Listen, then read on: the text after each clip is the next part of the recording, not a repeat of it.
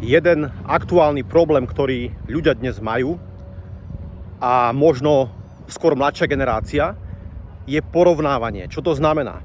Pred pár rokmi sme nemali sociálne siete, Instagram, Facebook, TikTok a iné platformy. To znamená, že sme nevideli životy väčšiny. Videli sme život môjho suseda, môjho kamaráta, brata, bratranca, malý okruh. Ale tým, že teraz na sociálnych sieťach sa častokrát ľudia prezentujú veľmi pozitívne, všetko je skvelé, život je úžasný. Veľa dnes na sociálnych sieťach sa prezentujú ako bohatí ľudia, milionári. Mladé baby si zdieľajú fotky z nejakých jacht z Dubaja, hej, že sú ako na dovolenke a tak ďalej, ale pritom sú tam proste pracovne tam išli vybehnúť za nejakými chlapmi, ktorí si ich zaplatili.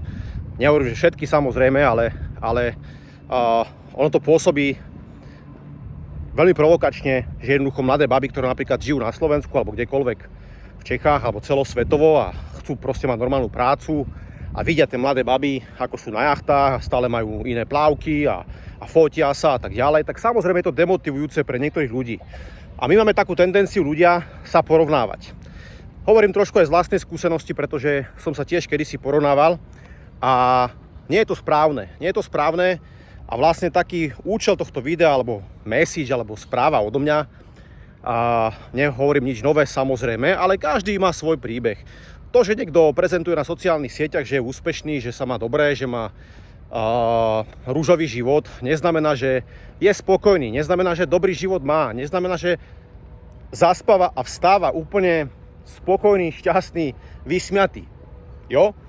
Takže aj tak väčšina treba z informácií a tých fotiek a tých príbehov tých ľudí na sociálnych sieťach nie je pravda. Sú klamlivé, nezakladajú sa na pravde. Takže úplne buďte v pohode s tým, ak vidíš na sociálnych sieťach niekoho, kto cestuje a zarába veľké peniaze a nemusí nič robiť. Vy neviete, ako zaspáva, vy neviete, ako sa zobúdza, vy neviete, aké má on myšlienkové pochody, či je spokojný, či není nešťastný, frustrovaný.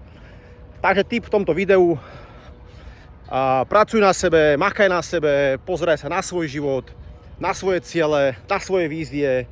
Nepozeraj sa na na susedov príbeh, na kamarátov príbeh. Je to ich život. Oni si píšu svoj príbeh, svoju knihu.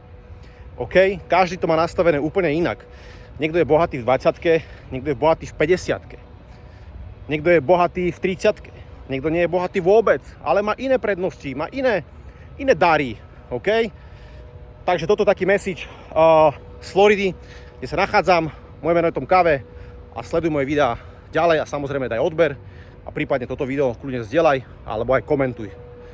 Ahoj.